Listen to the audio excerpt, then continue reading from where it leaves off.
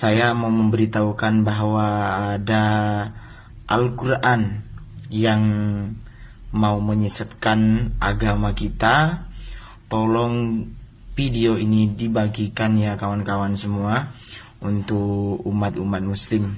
Perhatikan, kita awali dari bab pertama. Di sini sudah tertera jelas, sudah tertulis di sini. Biasanya tulisannya kof diganti fa ya. Sudah diganti. Biasanya bacaannya Al-Quranul Karim. Sekarang diganti. Ini dicetakan baru nih diganti Al-Quran, bukan Al-Quran lagi. Tolong kalau ada terutama di daerah Indun, kawasan Madura, yang di kawasan Indun lah terutama, tolong Quran semacam ini jangan dipakai. Tolong lihat bingkainya, bentuknya. Kalau ada yang sama tolong dibuang saja atau diamankan. Kita buka di halaman pertama. Halaman pertama alif lam di sini. Kita alif lam sudah nampak jelas. Di sini biasanya ditulis wayukimunas. Tolong dilihat wayukimunas, tapi di sini ditulis wayufimunas. Saya terima dari ibu saya tuh satu video. Hati-hati katanya. Nah, ini ada ini, benar nggak? Begitu dikirimkan, orang langsung bilang, hati-hati. Ada Quran palsu menyebar di Indonesia. Tuh lihat, dipertontonkan oleh dia. Tuh lihat. Bahkan ini huruf fa-nya nggak ada titiknya. Ih, huruf qaf, lihat huruf qaf. Titiknya malah di bawah cuma satu. Itu bukan palsu, itu Quran riwayat Warsh. Warsh. Dan dia mendapatkan anugerah karena nggak mudah menemukan Quran riwayat itu di Indonesia. Ada yang di Afrika tuh bagian barat. Dia di Mesir karena Warsh berasal dari Mesir. Muridnya Imam Nafi. Itu nggak semua orang punya. Imam Al-Azhar di sini belum tentu punya. Belum tentu punya, di Istiqlal belum tentu ada. Anda dapat itu dibilang Quran palsu. Itu. Agak tuh yang lama dikunci belum aja.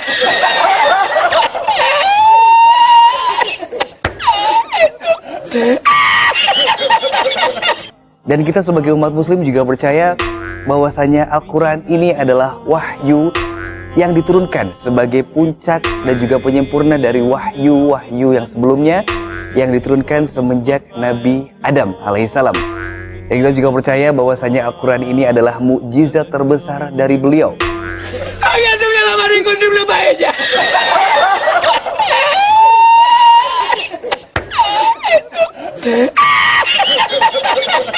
Di berbagai negara sudah tersebar mushaf Al-Quran. Dan di masing-masing negara pun perbedaan penulisannya berbeda-beda antara negara yang satu dengan negara yang lainnya.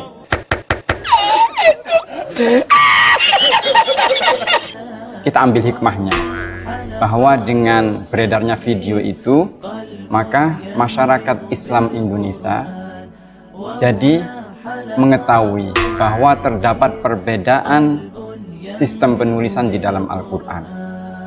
Agak tuh yang lama dikunci belum aja.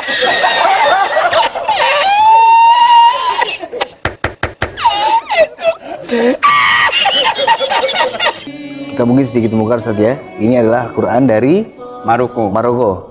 Jadi Al-Quran dari Maroko, mushaf Maroko. Mungkin kalau sahabat Wahabi suruh baca mungkin tidak bisa Ustaz ya. Karena Iya. belum familiar untuk kita. Dan selain tulisannya berbeda, bacaan riwayat yang digunakan di Maroko juga berbeda.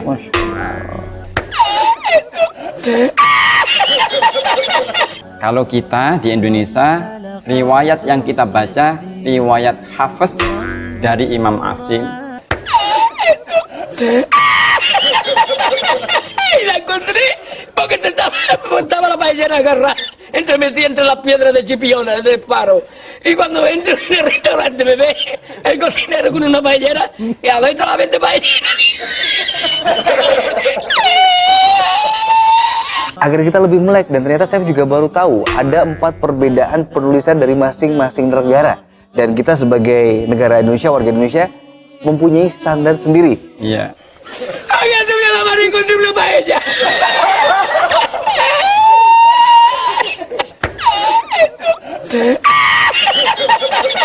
sistem penulisan Al-Quran ada 4 perbedaan pokok.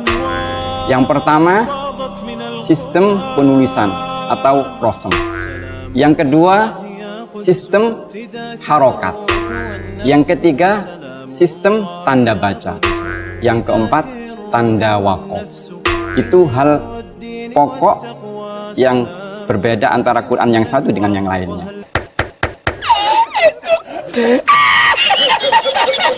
Dan semuanya itu adalah benar. Karena tadi mampu menghantarkan pembaca membaca Al-Quran dengan baik. Itu mungkin.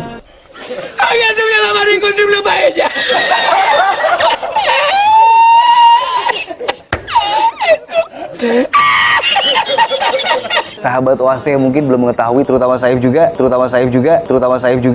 ternyata Al-Quran itu ada perbedaan-perbedaan penulisannya.